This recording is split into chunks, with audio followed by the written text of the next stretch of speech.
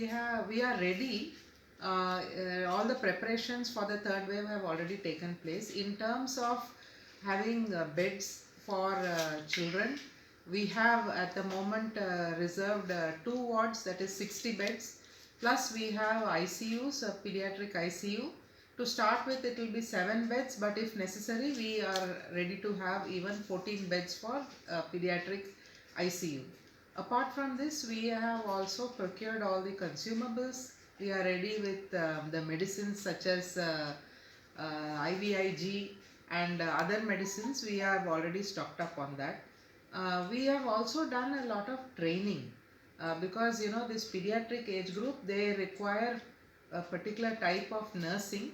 So already we have nurses who are trained, but in case we need more, we are going to start from the current week. Next week we are going to train more nurses so that we'll be in a position to take on this third wave when it comes. कितना challenging रहेगा ये?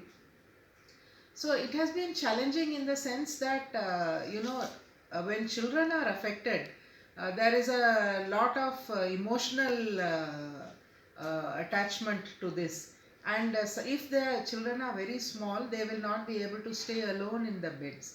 So we'll have to make arrangements for some parent or some caregiver to stay along with them. So for every bed, there will be one more person staying, which means there is going to be additional, how are we going to give food? That person should not be in a position to get infected as well as pass on the infection to others. And even other things like using for washing their clothes and things like that. So it becomes very challenging when for every bed there is another one more person who has to be in the hospital for that. अब तक कोई admit हुआ है 0 से 78 के बच्चों को? Age group में?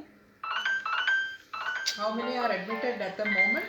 At the moment, we are not having many patients in this age group.